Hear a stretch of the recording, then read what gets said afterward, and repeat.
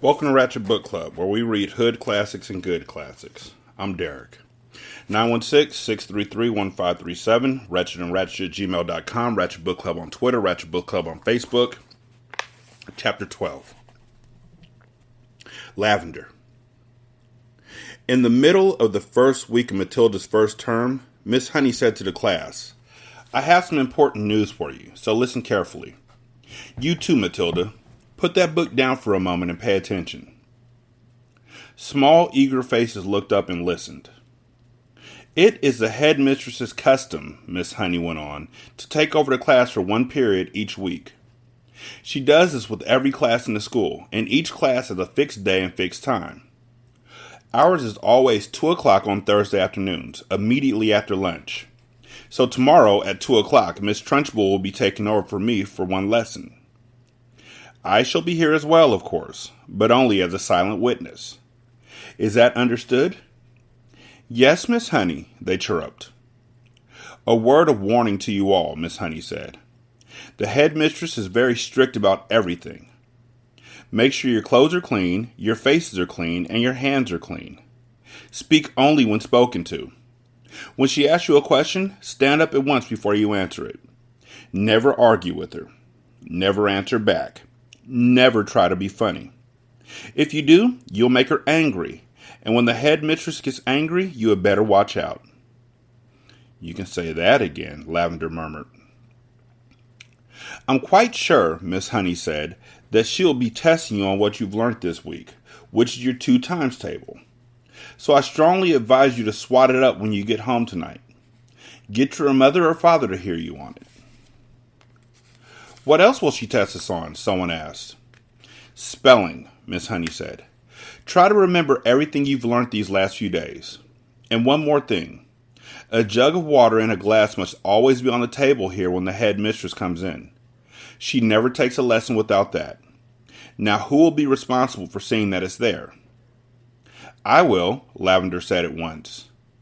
"Very well, Lavender," Miss Honey said. "It'll be your job to go to the kitchen and get the jug and fill it with water, and put it on the table here with a clean empty glass just before the lesson starts."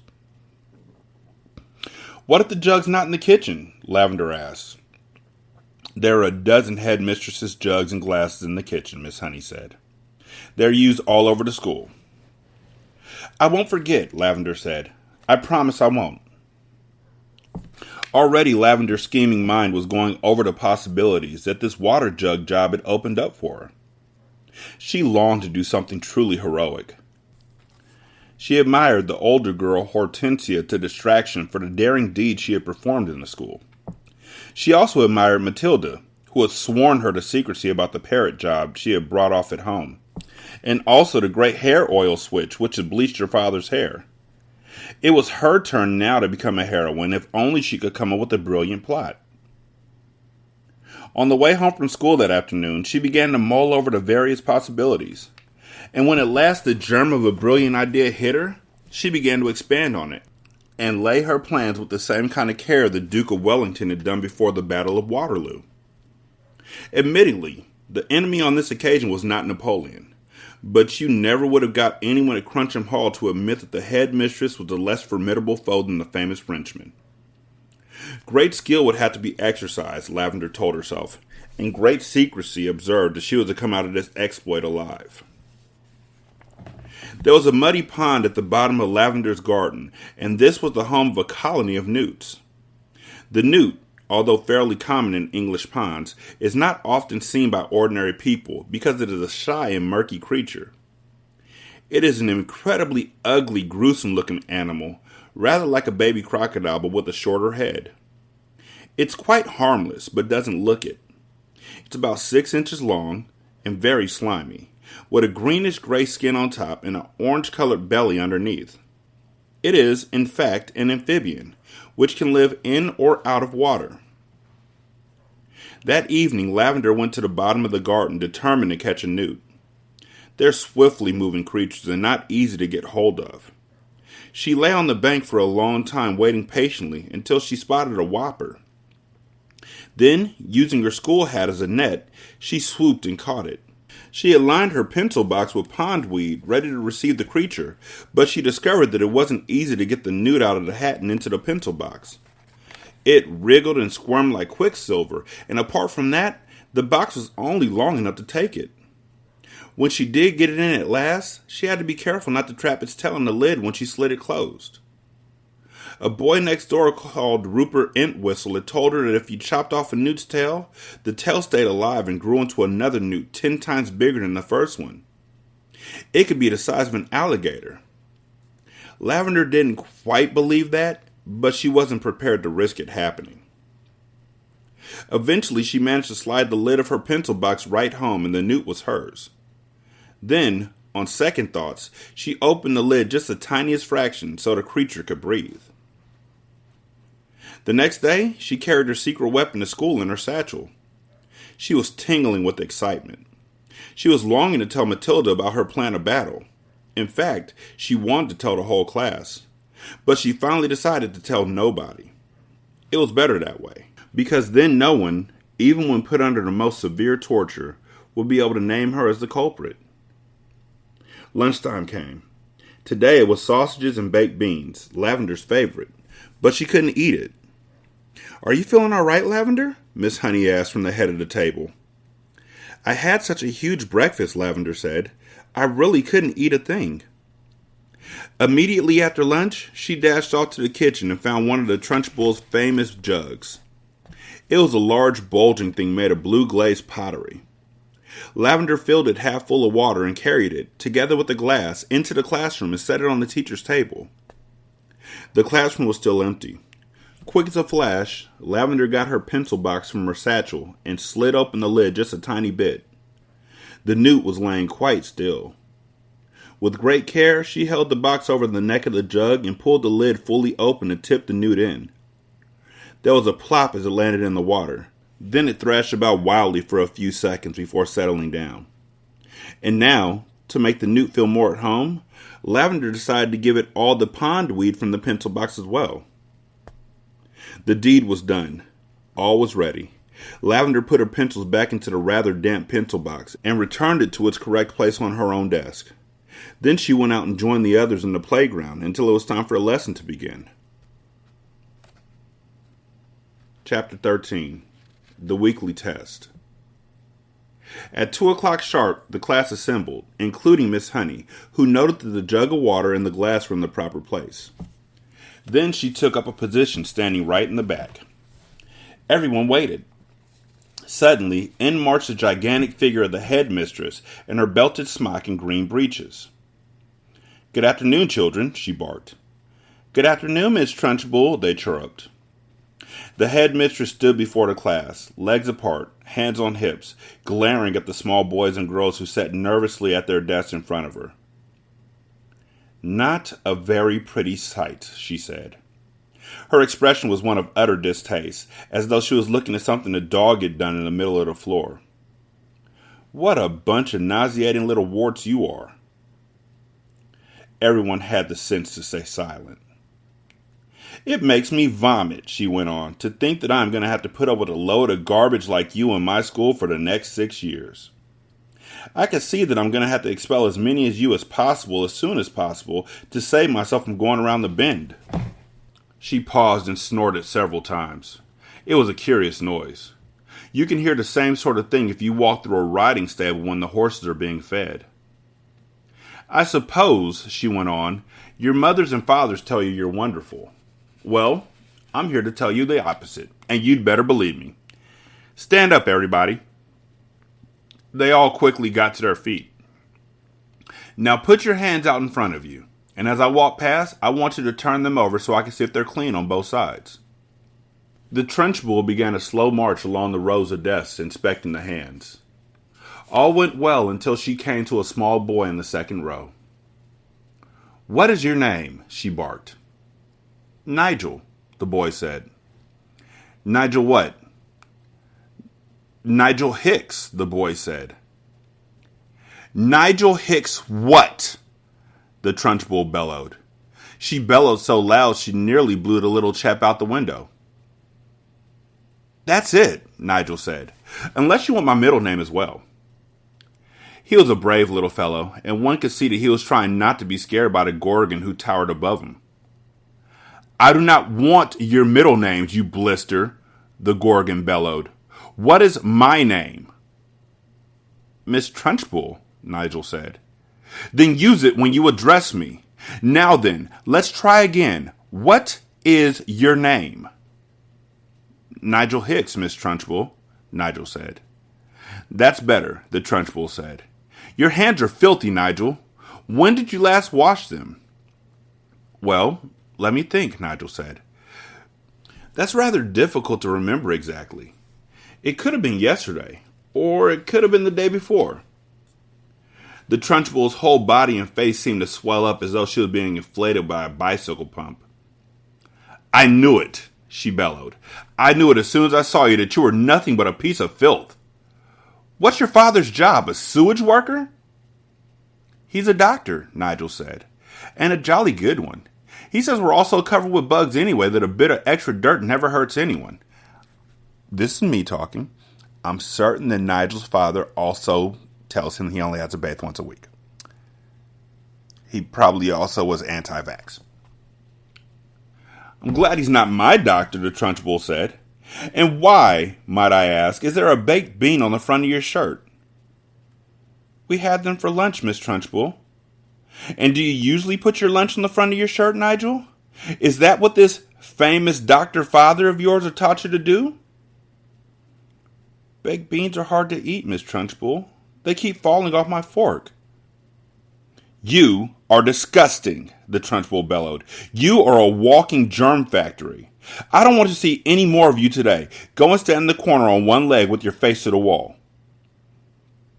"But, Miss Trunchbull—" "Don't argue with me, boy, or I'll make you stand on your head. Now do what you're told." Nigel went. "Now stay where you are, boy, while I test you on your spelling to see if you learned anything at all this past week. And don't turn around when you talk to me. Keep your nasty little face to the wall. Now then, spell right." "Which one?" Nigel asked. "The thing you do with the pen, or the one that means the opposite of wrong?" He happened to be an unusually bright child, and his mother had worked hard with him at home on spelling and reading. "The one with the pen, you little fool." Nigel spelled it correctly, which surprised the Trunchbull. She thought she had given him a very tricky word, one that he wouldn't have yet learnt, and she was peeved that he had succeeded. Then Nigel said, still balancing on one leg and facing the wall, "Miss Honey taught us to spell a new very long word yesterday." "And what word was that?" the Trunchbull asked softly. The softer her voice became, the greater the danger, but Nigel wasn't to know this. "Difficulty," Nigel said. "Everyone in the class can spell difficulty now." "What nonsense," the Trunchbull said. "You're not supposed to learn long words like that until you're at least 8 or 9. And don't try to tell me everyone in the class can spell that word. You're lying to me, Nigel." "Test someone," Nigel said, taking an awful chance. "Test anyone you like." The Trunchbull's dangerous, glittering eyes rolled around the classroom. "You," she said, pointing at a tiny and rather daft little girl called Prudence. "Spell difficulty." Amazingly, Prudence spelled it correctly and without a moment's hesitation. The Trunchbull was properly taken aback. "Humph," she snorted. "And I suppose Miss Honey wasted the whole of one lesson teaching you to spell that one single word?" "Oh, no, she didn't," piped Nigel. "Miss Honey taught it to us in 3 minutes, so we'll never forget it. She teaches us lots of words in 3 minutes." "And what exactly is this magic method, Miss Honey?" asked the headmistress. "I'll show you," piped up the brave Nigel again, coming to Miss Honey's rescue. "Can I put my other foot down and turn around, please, while I show you?" "You may do neither," snapped the Trunchbull. "Stay as you are and show me just the same." "All right," said Nigel, wobbling crazily on his one leg. "Miss Honey gives us a little song about each word, and we all sing it together, and we learn to spell it in no time. Would you like to hear the song about difficulty?" "I should be fascinated," the Trunchbull said in a voice dripping with sarcasm. "Here it is," Nigel said.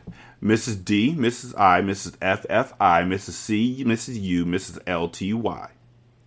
That spells difficulty. How perfectly ridiculous, snorted the Trunchbull. Why are all these women married? And anyway, you're not meant to teach poetry when you're teaching spelling. Cut it out in the future, Miss Honey. But it does teach them some of the harder words wonderfully well, Miss Honey murmured. Don't argue with me, Miss Honey, the headmistress thundered. Just do as you're told. I shall now test the class on the multiplication table to see if Miss Honey has taught you anything at all in that direction. The Trunchbull returned to her place in front of the class, and her diabolical gaze was moving slowly along the rows of tiny pupils. You, she barked, pointing at a small boy named Rupert in the front row. What is 2 sevens? 16, Rupert answered with foolish abandon. The Trunchbull started advancing, slow and soft-footed upon Rupert, in the manner of a tigress stalking a small deer. Rupert suddenly became aware of the danger signals and quickly tried again. It's 18, he cried. 2 sevens are 18, not 16. You ignorant little slug, the Trunchbull bellowed. You witless weed. You empty-headed hamster. You stupid glob of glue. She had now stationed herself directly behind Rupert, and suddenly she extended a hand the size of a tennis racket and grabbed all the hair on Rupert's head in her fist. Rupert had a lot of golden-colored hair. His mother thought it was beautiful to behold, and took a delight in allowing it to grow extra long. The Trunchbull had as great a dislike for long hair on boys as she had for plaits and pigtails on girls, and she was about to show it. She took a firm grip on Rupert's long golden tresses with her giant hand, and then, by raising her muscular right arm, she lifted the helpless boy clean out of his chair and held him aloft. Rupert yelled. He twisted and squirmed and kicked the air and went on yelling like a stuck pig, and Miss Trunchbull bellowed, 2 sevens are 14. 2 sevens are 14. I'm not letting you go until you say it. From the back of the class, Miss Honey cried out, Miss Trunchbull, please let him down. You're hurting him. All his hair might come out. And well, it might if he doesn't stop wiggling, snorted the Trunchbull. Keep still, you squirming worm. It was really quite an extraordinary sight to see this giant headmistress dangling the small boy high in the air, and the boy spinning and twisting like something on the end of a string and shrieking his head off. Say it, bellowed the Trunchbull. Say 2 sevens or 14. Hurry up or I'll start jerking you up and down, and then your hair really will come out and we'll have enough of it to stuff a sofa. Get on with it, boy. Say 2 sevens or 14 and I'll let you go. 2 sevens or 14, gasped Rupert. Whereupon the Trunchbull, true to her word, opened her hand and quite literally let him go. He was a long way off the ground when she released him, and he plummeted to earth and hit the floor and bounced like a football. Get up and stop whimpering, the Trunchbull barked. Rupert got up and went back to his desk, massaging his scalp with both hands. The Trunchbull returned to the front of the class. The children sat there hypnotized. None of them had seen anything quite like this before. It was splendid entertainment. It was better than a pantomime, but with one difference. In this room, there was an enormous human bomb in front of them, which was liable to explode and blow someone to bits any moment. The children's eyes were riveted on the headmistress. I don't like small people, she was saying. Small people should never be seen by anybody. They should be kept out of sight in boxes like hairpins and buttons. I cannot for the life of me see why children have to take so long to grow up. I think they do it on purpose. Another extremely brave boy in the front row spoke up and said, But surely you were a small person once, Miss Trunchbull, weren't you? I was never a small person, she snapped. I've been large all my life, and I don't see why others can't be the same way. But you must have started out as a baby, the boy said. Me? A baby? Shouted the Trunchbull. How dare you suggest such a thing? What cheek! What infernal insolence! What's your name, boy? And stand up when you speak to me. The boy stood up. My name is Eric Ink, Miss Trunchbull, he said.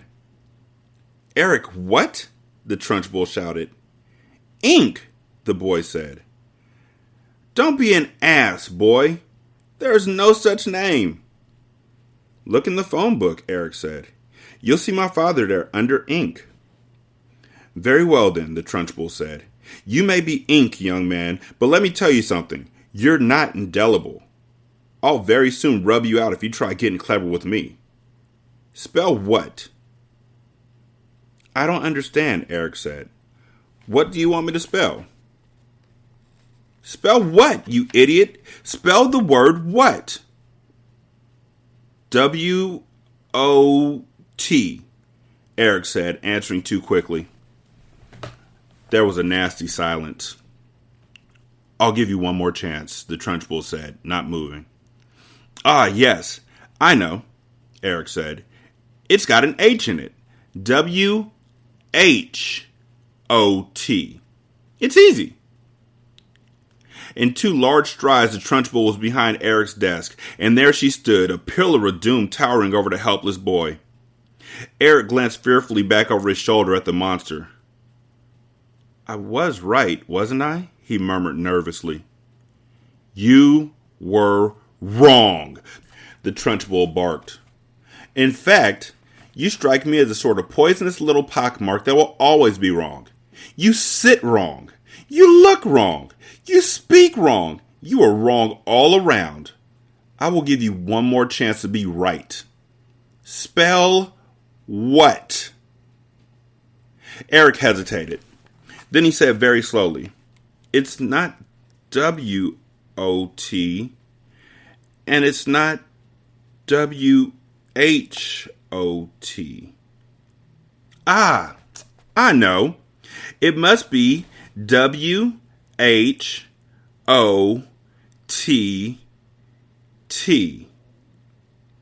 Standing behind Eric, the Trunchbull reached out and took hold of the boy's 2 ears, one with each hand, pinching them between forefinger and thumb. Ow! Eric cried. Ow! You're hurting me! I haven't started yet, the Trunchbull said briskly. And now, taking a firm grip on his 2 ears, she lifted him bodily out of his seat and held him aloft.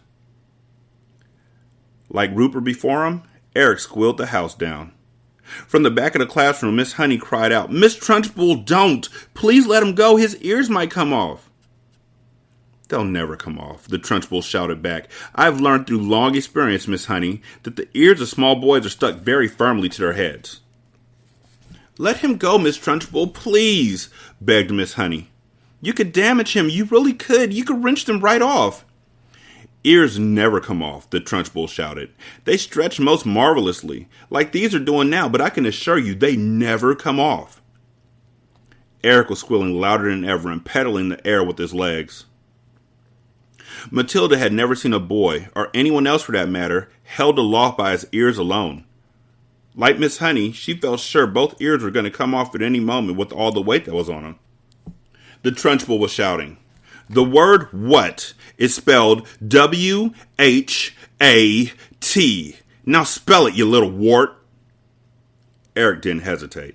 He had learned from watching Rupert a few minutes before that the quicker you answered, the quicker you were released. W-H-A-T, he squealed. Spells what? Still holding him by the ears, the Trunchbull lowered him back into his chair behind his desk. Then she marched back to the front of the class, dusting off her hands one against the other, like someone who has been handling something rather grimy. That's the way to make them learn, Miss Honey, she said. You take it from me, it's no good just telling them. You got to hammer it into them. There's nothing like a little twisting and twiddling to encourage them to remember things. It concentrates their minds wonderfully. You could do them permanent damage, Miss Trunchbull, Miss Honey cried out. Oh, I have. I'm quite sure I have, the Trunchbull answered, grinning. Eric's ears will have stretched quite considerably in the last couple of minutes. They'll be much longer now than they were before. There's nothing wrong with that, Miss Honey. It'll give him an interesting pixie look for the rest of his life. But Miss Trunchbull... Oh, do shut up, Miss Honey. You're as wet as any of them. If you can't cope in here, then you can go and find a job at some cotton wool private school for rich brats. When you've been teaching for as long as I have, you'll realize that it's no good at all being kind to children. Read Nicholas Nickleby, Miss Honey. by Mr. Dickens. Read about Mr. Wackford Squeers, the admirable headmaster at Do the Boys' Hall. He knew how to handle little brutes, didn't he? He knew how to use the birch, didn't he? He kept their backsides so warm you could have fried eggs and bacon on them. A fine book, that. But I don't suppose this bunch of morons we've got here will ever read it, because by the look of them, they're never going to learn to read anything. I've read it, Matilda said quietly. The Trunchbull flicked her head around and looked carefully at the small girl with the dark hair and deep brown eyes sitting in the second row. What'd you say? She asked sharply. I said I've read it, Miss Trunchbull. Read what? Nicholas Nickleby, Miss Trunchbull. You're lying to me, madam, the Trunchbull shouted, glaring at Matilda. I doubt there's a single child in the entire school who has read that book. And here you are, an unhatched shrimp sitting in the lowest form there is, trying to tell me a whopping great lie like that. Why do you do it? You must take me for a fool. Do you take me for a fool, child? Well, Matilda said. Then she hesitated. She would have liked to have said, yes, I jolly well do, but that would have been suicide. Well, she said again, still hesitating, still refusing to say no. The Trunchbull sensed what the child was thinking, and she didn't like it. Stand up when you speak to me, she snapped. What is your name? Matilda stood up and said, My name is Matilda Wormwood, Mr. Trunchbull. Wormwood, is it? The Trunchbull said. In that case, you must be the daughter of that man who owns Wormwood Motors. Yes, Miss Trunchbull. He's a crook, the Trunchbull shouted. A week ago, he sold me a second-hand car that he said was almost new. Thought he was a splendid fellow then. But this morning, while I was driving that car through the village, the entire engine fell out on the road. The whole thing was filled with sawdust. The man's a thief and a robber. I'll have his skin for sausages. You see if I don't. He's clever at his business, Matilda said. Clever my foot, the Trunchbull shouted. Miss Honey tells me that you're meant to be clever too. Well, madam, I don't like clever people. They're all crooked. You are most certainly crooked. Before I fell out with your father, he told me some very nasty stories about the way you behaved at home. But you better not try anything like that in this school, young lady. I should be keeping a very careful eye on you from now on. Sit down and keep quiet. Chapter 14. The First Miracle. Matilda sat down again at her desk. The Trunchbull seated herself behind the teacher's table. It was the first time she had sat down during... Oh, wait! No, hold on, sorry, my bad. Parents, please don't do that to your kids. You know the whole, I'm going to give you one more chance, and why can't you do this right, and...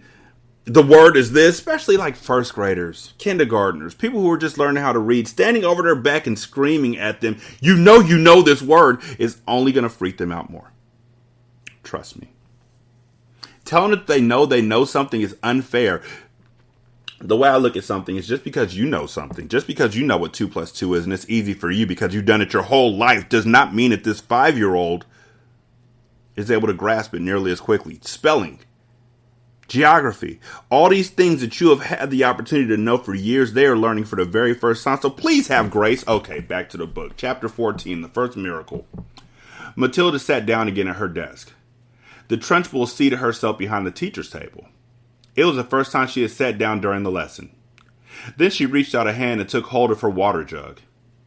Still holding the jug by the handle but not lifting it yet, she said, I have never been able to understand why small children are so disgusting. They are the bane of my life. They're like insects. They should be got rid of as early as possible. We get rid of flies with fly spray and by hanging up fly paper. I've often thought of inventing a spray for getting rid of small children. How splendid would it be to walk into this classroom with a gigantic spray gun in my hand and stop pumping it? Or better yet, some huge strips of sticky paper. I would hang them all around the school and you'd all get stuck on them and that would be the end of it. Wouldn't that be a good idea, Miss Honey? If it's meant to be a joke, headmistress, I don't think it's a very funny one, Miss Honey said from the back of the class. You wouldn't, would you, Miss Honey? The Trunchbull said. And it's not meant to be a joke. My idea of a perfect school, Miss Honey, is one that has no children in it at all. One of these days I shall start up a school like that, and I think it'll be very successful. The woman is mad, Miss Honey was telling herself. She's round the twist. She's the one who ought to be got rid of. The Trunchbull now lifted the large blue porcelain water jug and poured some water into her glass. And suddenly, with the water, out came the long, slimy newt straight into the glass. Plop! The Trunchbull let out a yell and leapt off her chair as though a firecracker had gone off underneath her. And now, the children also saw the long, thin, slimy, yellow-bellied, lizard-like creature twisting and turning in the glass. And they squirmed and jumped about as well, shouting, "What is it? Oh, it's disgusting. It's a snake. It's a baby crocodile. It's an alligator." "Look out, Miss Trunchbull," cried Lavender. "I bet it bites." The Trunchbull, this mighty female giant, stood there in her green breeches, quivering like a blancmange. I really have to find out what that is because they've used it twice now. A blancmange is a large format panna cotta. It's a gelatin dessert. It has cinnamon steeped almond milk and cream in it. No thanks. She was especially furious that someone had succeeded in making her jump and yell like that, because she prided herself on her toughness.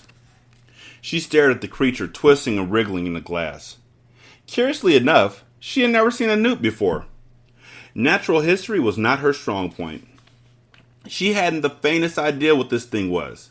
It certainly looked extremely unpleasant. Slowly she sat down again in her chair. She looked at this moment more terrifying than ever before. The fires of fury and hatred were smoldering in her small black eyes. "Matilda!" she barked. "Stand up." "Who, me?" Matilda said. "What have I done?" "Stand up, you disgusting little cockroach." "I haven't done anything, Miss Trunchbull. Honestly, I haven't. I've never seen that slimy thing before." "Stand up at once, you filthy little maggot." Reluctantly, Matilda got to her feet. She was in the second row. Lavender was in the row behind her, feeling a bit guilty. She hadn't intended to get her friend into trouble. On the other hand, she was certainly not about to own up. "You are a vile, repulsive, repellent, malicious little brute," the Trunchbull was shouting. "You are not fit to be in this school. You ought to be behind bars. That's where you ought to be. I shall have you drummed out of this establishment in utter disgrace. I shall have the prefects chase you down the corridor and out the front door with hockey sticks. I shall have the staff escort you home under armed guard. And then I shall make absolutely sure you're sent to a reformatory school for delinquent girls for the minimum of 40 years. The Trunchbull was in such a rage that her face had taken on a boiled color, and little flecks of froth were gathering at the corners of her mouth. But she was not the only one who was losing her cool. Matilda was also beginning to see red. She didn't in the least mind being accused of having done something she had actually done. She could see the justice in that. It was, however, a totally new experience for her to be accused of a crime that she definitely had not committed. She had had absolutely nothing to do with that ghastly creature in the glass. By golly, she thought, that rotten Trunchbull isn't going to pin this on me. "I did not do it," she screamed. "Oh, yes, you did," the Trunchbull roared back. "Nobody else could have thought up a trick like that. Your father was right to warn me about you." The woman seemed to have lost control of herself completely. She was ranting like a maniac. "You're finished in this school, young lady," she shouted. "You're finished everywhere. I shall personally see to it that you're put away in a place where not even the crows can land their droppings on you. You'll probably never again see the light of day." "I'm telling you, I did not do it," Matilda screamed. "I've never seen a creature like that in my entire life." "You have put a crocodile in my drinking water," the Trunchbull yelled back. "There is no worse crime in the world against a headmistress. Now sit down and don't say a word. Go on, sit down at once." "But I'm telling you," Matilda shouted, refusing to sit down. "I am telling you to shut up," the Trunchbull roared. "If you don't shut up at once and sit down, I shall remove my belt and let you have it with the end that has the buckle." Slowly, Matilda sat down. Oh, the rottenness of it all. The unfairness. How dare they expel her for something she hadn't done? Matilda felt herself getting angrier and angrier and angrier. So unbearably angry that something was bound to explode inside her very soon. The newt was still squirming in the tall glass of water. It looked horribly uncomfortable. The glass was not big enough for it. Matilda glared at the Trunchbull. How she hated her. She glared at the glass with the newt in it. She longed to march up and grab the glass and tip the contents, newt and all, over the Trunchbull's head. She trembled to think what the Trunchbull would do to her if she did that. The Trunchbull was sitting behind the teacher's table, staring with a mixture of horror and fascination at the newt wriggling in the glass. Matilda's eyes were also riveted on the glass. And now, quite slowly, there began to creep over Matilda a most extraordinary and peculiar feeling. The feeling was mostly in the eyes. A sense of electricity seemed to be gathering inside of them. A kind of electricity seemed to be gathering inside of them. A sense of power was brewing in those eyes of hers. A feeling of great strength was settling itself deep inside her eyes. But there was also another feeling which was something else altogether, of which she could not understand. It was like flashes of lightning. Little waves of lightning seemed to be flashing out of her eyes. Her eyeballs were beginning to get hot, as though fast energy was building up somewhere inside of them. It was an amazing sensation. She kept her eyes steadily on the glass, and now the power was concentrating itself in one small part of each eye, and growing stronger and stronger, and it felt as though thousands of tiny little invisible arms with hands on them were shooting out of her eyes towards the glass she was staring at. "Tip it," Matilda whispered. "Tip it over." She saw the glass wobble. It actually tilted backward a fraction of an inch, then righted itself again. She kept pushing at it with all those millions of invisible little arms and hands that were reaching out from her eyes, feeling the power that was flashing straight from the little two black dots in the very centers of her eyeballs. "Tip it," she whispered again. "Tip it over." Once more, the glass wobbled. She pushed harder still, willing her eyes to shoot out more power. And then, very, very slowly, so slowly that she could hardly see it happening, the glass began to lean backwards, farther and farther and farther backwards until it was balancing on just one edge of its base. And there it teetered for a few seconds before finally toppling over and falling with a sharp tinkle onto the desktop. The water in it and the squirming newt splashed out all over Miss Trunchbull's enormous bosom.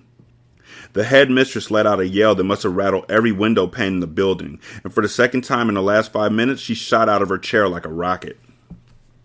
The newt clutched desperately at the cotton smock where it covered the great chest, and there it clung with its little claw-like feet. The Trunchbull looked down and saw it, and she bellowed even louder, and with a swipe of her hand, she sent the creature flying across the classroom. It landed on the floor beside Lavender's desk, and very quickly she ducked down and picked it up and put it into her pencil box for another time. A newt, she decided, was a useful thing to have around. The Trunchbull, her face more like a boiled ham than ever, was standing before the class, quivering with fury. Her massive bosom was heaving in and out, and the splash of water down the front of it made a dark, wet patch that had probably soaked right through to her skin. "Who did it?" she roared. "Come on, own up, step forward. You won't escape this time. Who is responsible for this dirty job? Who pushed over this glass?" No one answered. The whole room remained silent as a tomb. "Matilda," she roared. "It was you. I know it was you." Matilda, in the second row, sat very still and said nothing. A strange feeling of serenity and confidence was sweeping over her, and all of a sudden she found that she was frightened by nobody in the world. With the power of her eyes alone, she had compelled a glass of water to tip and spill its contents over the horrible headmistress, and anybody who could do that could do anything. "Speak up, you clotted carbuncle," roared the Trunchbull. "Admit that you did it." Matilda looked right back into the flashing eyes of this infuriated female giant and said with total calmness, "I have not moved away from my desk, Miss Trunchbull, since the lesson began. I can say no more." Suddenly, the entire class seemed to rise up against the headmistress.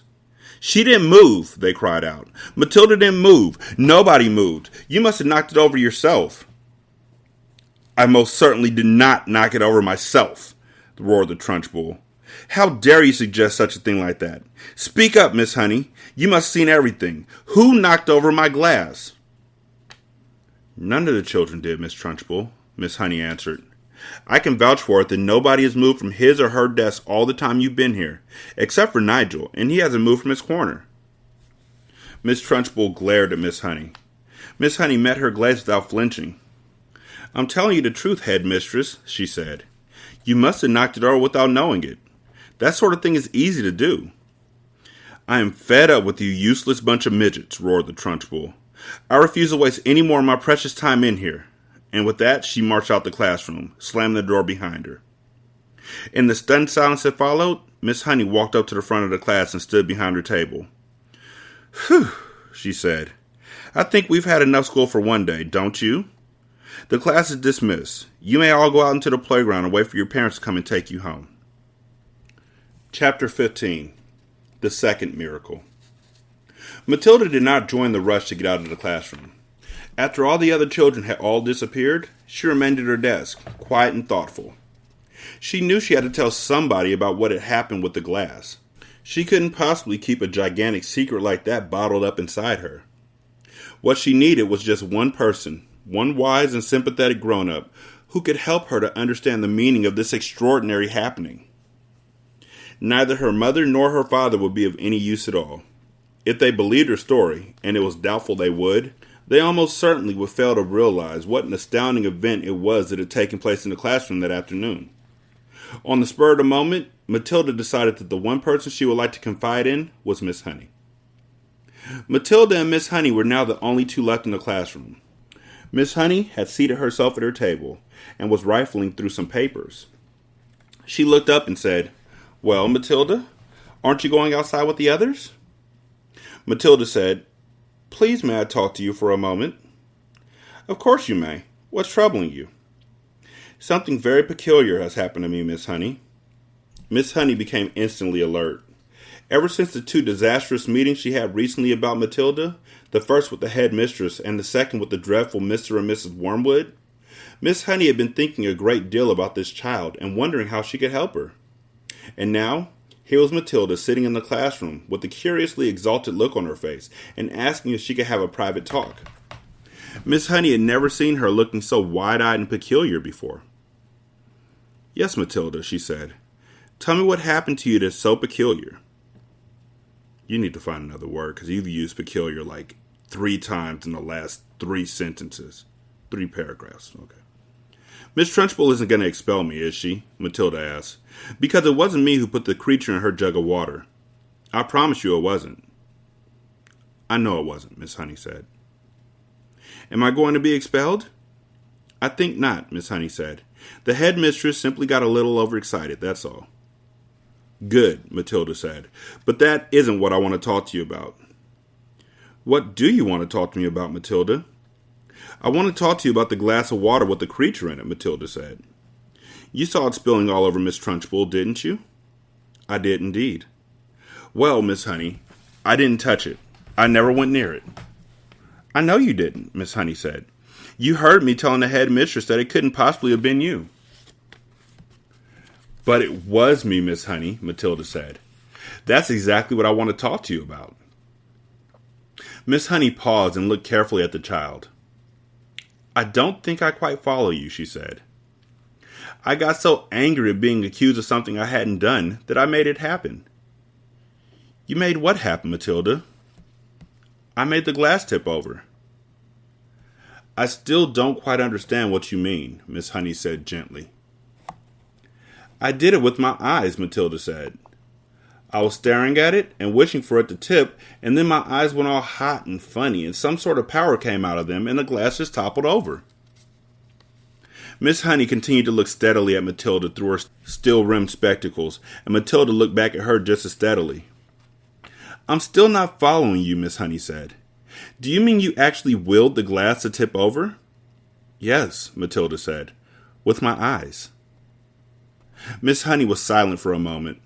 She didn't think Matilda was meaning to tell a lie. It was more likely that she was simply allowing her vivid imagination to run away from her. "You mean you were sitting where you are now, and you told the glass to topple over and it did?" "Something like that, Miss Honey, yes." "If you did that, then it's just about the greatest miracle a person has ever performed since the time of Jesus." "I did it, Miss Honey." "It is extraordinary," thought Miss Honey, "how often small children have flights of fancy like this." She decided to put an end to it as gently as possible. Could you do it again? She asked, not unkindly. I don't know, Matilda said, but I think I might be able to.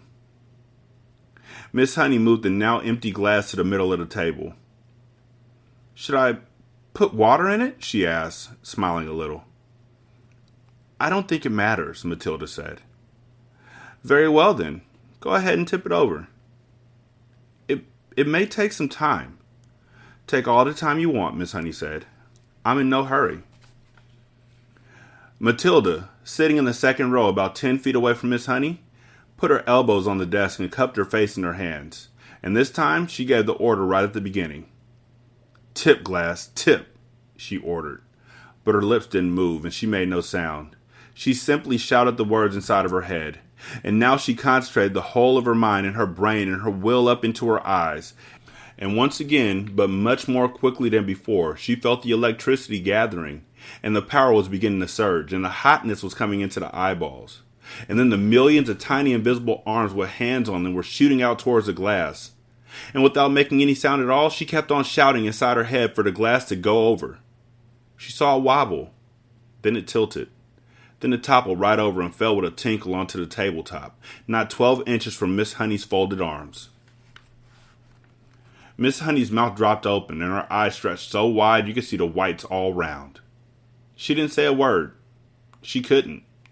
The shock of seeing the miracle performed had struck her dumb. She gaped at the glass, leaning well away from it now as though she thought it might be a dangerous thing.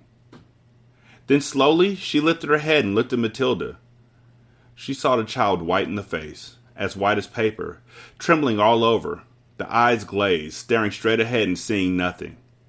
The whole face was transfigured, the eyes round and bright, and she was sitting there speechless, quite beautiful, in a blaze of silence.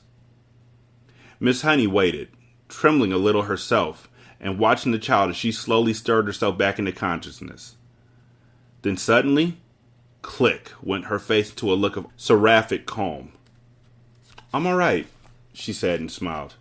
I'm quite all right, Miss Honey, so don't be alarmed. You seem so far away, Miss Honey whispered, awestruck. Oh, I was flying past the stars on silver wings, Matilda said. It was wonderful. Miss Honey was still gazing at the child in absolute wonderment, as though she was the creation, the beginning of the world, the first morning. It went much quicker this time, Matilda said quietly. It's not possible, Miss Honey was gasping. I don't believe it. I simply don't believe it. She closed her eyes and kept them closed for quite a while, and when she opened them again, it seemed as though she had gathered herself together. Would you like to come back and have tea at my cottage? She asked. Oh, I'd love to, Matilda said. Good. Gather up your things and I'll meet you outside in a couple of minutes. You won't tell anyone about this thing that I did, will you, Miss Honey? I wouldn't dream of it, Miss Honey said. 916-633-1537, ratchetandratchet@gmail.com, Ratchet Book Club on Twitter, Ratchet Book Club on Facebook. You can leave a review on Podchaser, copy that, leave a review on Apple Podcasts, copy that, leave a review on Good Pods. You can also donate to the show at patreon.com/singlesimulcast, buymeacoffee.com/sscast, and at Good Pods by going to our tip jar. Thank y'all so much for listening. I greatly appreciate it. I have thoughts about this whole thing, but I'm going to save it until the end of the book. Like the end of the book. But this book did have a absolute change in my life from the time that I read it. It changed my life from there on. And I'll talk about it at the end of the book. Thank y'all so much for listening. I greatly appreciate it. Y'all be good. I'm going to holler at you later. Peace.